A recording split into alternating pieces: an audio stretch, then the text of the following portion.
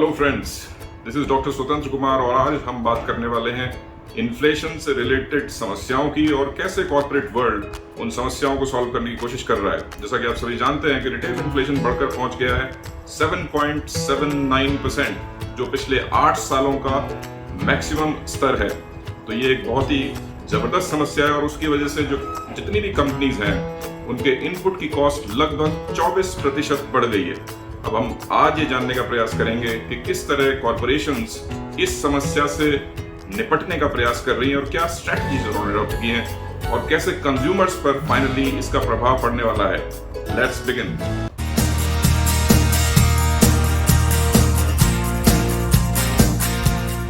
Friends, जैसा कि आप सभी जानते हैं, इन्फ्लेशन आजकल बहुत तेजी से बढ़ रहा है और ये अपने पिछले 8 सालों के उच्चतम स्तर 7.79% पर पहुंच गया है।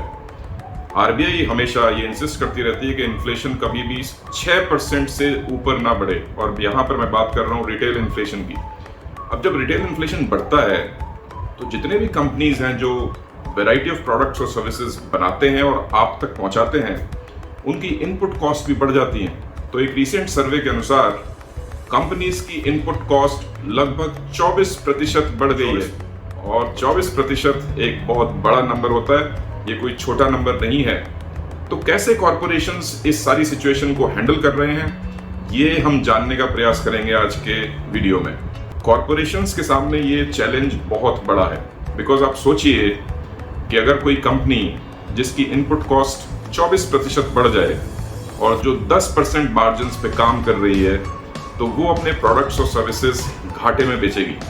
अब उस स्थिति से निपटने के लिए क्या स्ट्रेटजीज उस कंपनी के पास हैं, कौन कौन से स्ट्रेटजीज को अडॉप्ट कर सकते हैं, ये एक बहुत इंपॉर्टेंट सवाल है। और भारत में वैरायटी ऑफ इंडस्ट्रीज तरह तरह की काम कर रहे हैं, तरह तरह की स्ट्रेटजीज अडॉप्ट कर रहे हैं। उन्हीं में से कुछ स्ट्रेटजीज को आज समझते हैं, जानने का प्रयास करते हैं और साथ ही ये भी जानने का प्रयास करेंगे कि जब ये कंपनीज अपनी ऑफरिंग्स में कोई भी परिवर्तन लाएंगे, चाहे वो प्राइस का परिवर्तन हो, क्योंकि देखिए अगर इन्फ्लेशन बढ़ रहा है, इनपुट कॉस्ट बढ़ रही है, तो हो सकता है जो प्रोडक्ट्स हैं वो महंगे हों और आपके पास महंगे दामों में पहुंचे। लेकिन कंपनीज के सामने एक बहुत खतरनाक स्थिति ये है कि अगर वो अपने प्रोडक्ट्स या सर्विसेज या उत्पादों के दाम बढ़ाएंगे तो ये संभव है कि उनका कोई कॉम्पिटिटर उनके मार्केट शेयर को ले जाए, क्योंकि अगर वो कॉम्पिटिटिव नहीं होंगे, प्राइस कंपटीशन की बात मैं कर रहा हूँ, तो दूसरे कॉम्पिटिटर्स आके उनका मार्केट शेयर कैप्चर कर सकते हैं जिनके पास डीप पॉकेट्स हैं। डीप पॉकेट्स का मतलब जिनके पास बहुत सारा पैसा है, और बहुत सारे मल्टीनेशनल कॉर्पोरेशंस के पास पैसे की कोई कमी नहीं है। तो वो शॉर्ट टर्म में लोकल कंपनीज के सामने ज़्यादा कॉम्पिटिटिव होने के लिए अपने प्राइसेस कम कर भी आप तक पहुँचा सकते हैं। वो सारी चीज़ें बाजार में चल रही हैं। तो एक डिसीजन पॉइंट यहाँ पर यह आ जाता है कि कंपनी करे तो करे क्या। अब कंपनीज क्या कर रही हैं ये जानने का प्रयास करते हैं। देखिए, जो केमिकल या फर्टिलाइजर इंडस्ट्रीज हैं उन्होंने तो एक ठीक ठाक डिसेंट प्रॉफिट्स रजिस्टर किए हैं पिछले 1 साल में, एंड सिंपली बिकॉज कोरोना था तो फार्मास्यूटिकल्स की डिमांड काफ़ी ज़्यादा थी। एग्रीकल्चर लगातार डिमांड में बना हुआ है, तो एग्रीकल्चर में भी इस तरह का कोई रिसेशनरी ट्रेंड दिख नहीं रहा है। वहाँ पे प्रोडक्शन भी बढ़े हैं, तो फर्टिलाइजर्स की सेल्स भी कॉन्टिन्यूसली अप है। सबसे बड़ी समस्या एफएमसीजी कंपनीज के सामने है। इनपुट्स या तो मिल नहीं रहे, और अगर मिल रहे हैं तो महंगे मिल रहे हैं। तो कैसे अपने कंज्यूमर्स तक वो कॉस्ट इफेक्टिव तरीके से अपनी ऑफरिंग को पहुँचाएं, ये एक बहुत बड़ा चैलेंज बन गया था। जो एफएमसीजी कंपनीज हैं, एफएमसीजी आप समझते ही हैं, फास्ट मूविंग कंज्यूमर गुड्स, यानी कि वो सारी कंपनीज जो आप तक रोजमर्रा की चीजें जैसे साबुन, तेल, बिस्किट, चॉकलेट, इस तरह की चिप्स, कोल्ड ड्रिंक्स, ये सारी चीजें आप तक पहुंचाते हैं, नूडल्स, नमकीन। तो कैसे वो इस सारी सिचुएशन को हैंडल कर रहे हैं, अब मैं आपको बताता हूँ एक एक करके। एक स्ट्रैटेजी जो एक्सपर्ट्स ने डिस्कस की कि भाई आप ऐसा कर सकते हैं कि 40 से 50% तक जो महंगाई इनपुट्स में आई है उसे आप खुद एडजस्ट कर लीजिए और 40 से 50% महंगाई को आप कंज्यूमर को ट्रांसफर कर दीजिए। तो उस केस में होगा ये कि चीज़ें बैलेंस हो जाएंगी। कुछ इस समस्या को आप झेलिए और कुछ समस्या कंज्यूमर झेलेगा, और बैलेंस करके आप थोड़ा प्राइस बढ़ा के अपने प्रॉफिट्स को थोड़ा सा कम करके एडजस्ट करके काम चला सकते हैं। तो एक तो स्ट्रैटेजी ये है। अब दूसरी स्ट्रैटेजी ये है कि आप लैटरल थिंकिंग की बात करें। लैटरल थिंकिंग जैसा कि आप जानते हैं, एक ऑस्ट्रेलियन एक्सपर्ट, मैनेजमेंट एक्सपर्ट थे, एडवर्ड डी बोनो, उन्होंने दी थी। उन्होंने कहा था कि भाई जब आपके सामने कोई सॉल्यूशन ना मिले तो आप लेटरली सोचिए, यानी कि उसी चीज के बारे में बहुत ज्यादा सोचते मत रहिए, नीचे और ऊपर मत सोचते रहिए, लेटरली सोचिए और कहीं ना कहीं हो सकता है आपको सॉल्यूशन मिल जाए। Think different, think out of the box. और ऐसा ही आजकल कुछ कंपनियां कर रही हैं। जैसे कुछ कंपनियों ने क्या किया कि जैसे अगर चिप्स का पैकेट है या नमकीन का पैकेट है, उसमें करंटली वो 50 ग्राम नमकीन डालते हैं और 10 रुपए की आपको देते हैं। तो उन्होंने क्या किया कि उसमें 10% या 20% की कटौती कर दी, यानी कि जो आपको सामान मिल रहा है उस सामान में 10-20% की कटौती की, आपको सेम प्राइस पे उन्होंने ऑफर कर दिया। तो कहने का मतलब यहाँ पर यह है कि उन्होंने प्राइस नहीं बदला लेकिन क्वांटिटी कम कर ली।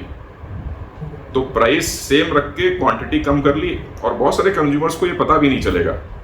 आप ये तय मान के रखिए, जब आप चिप्स का पैकेट खरीदते हैं तो आप में से कितने सारे लोग उस पे ग्राम्स में वेट देखते हैं, या जब आप नमकीन का पैकेट खरीदते हैं तो कितने सारे लोग उस नमकीन पे कितने ग्राम नमकीन है ये देखते हैं। आप सिर्फ ये देखते हैं कितने रुपए की है। 10 रुपए की है, फाइन, क्योंकि 10 रुपए की वो पहले भी मिल रही थी आपको, एक सर्टेन क्वांटिटी भी मिल रही थी। लेकिन जब आप उस पैकेट को खोलेंगे तो आपको पता चलेगा कि आपको पहले से कम सामान मिल रहा है। और देखिए बहुत सारे लोग हमें से ऐसे हैं कि उसे भी नोटिस नहीं करेंगे। तो सभी का काम हो गया।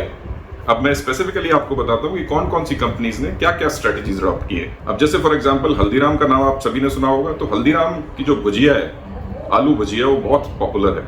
उन्होंने क्या किया, हल्दीराम की आलू भुजिया जो आपको पैकेट मिलता है छोटा, उसमें 55 ग्राम आलू भुजिया होती है। तो उन्होंने 55 ग्राम से उसे रिड्यूस करके 42 ग्राम्स कर दिया, 42 ग्राम कर दिया। तो लगभग 13 ग्राम कम कर दिया।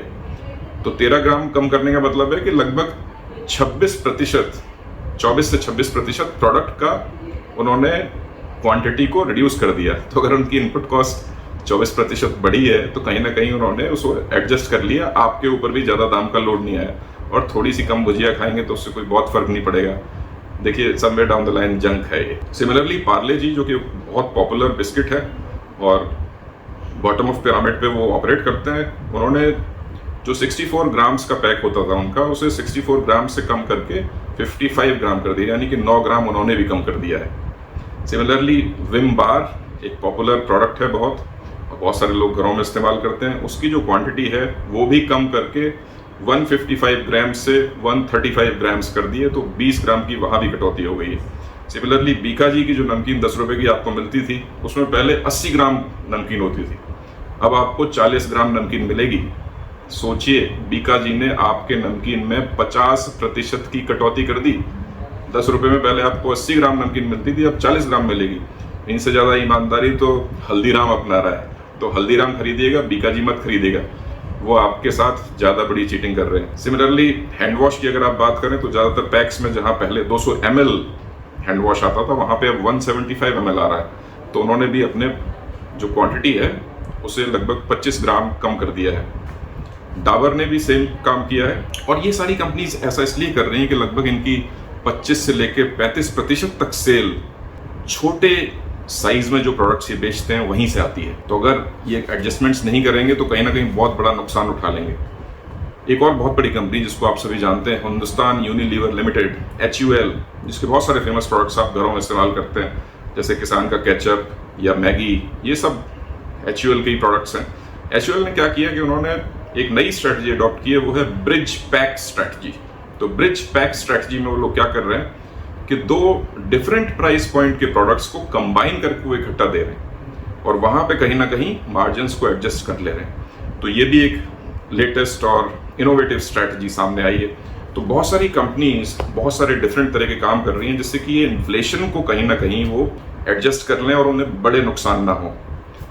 अब आप एज अ कंज्यूमर आप मान के चलिए कि आपको ज़्यादातर पैक्स में जितना सामान पहले मिलता था उससे कम मिलेगा।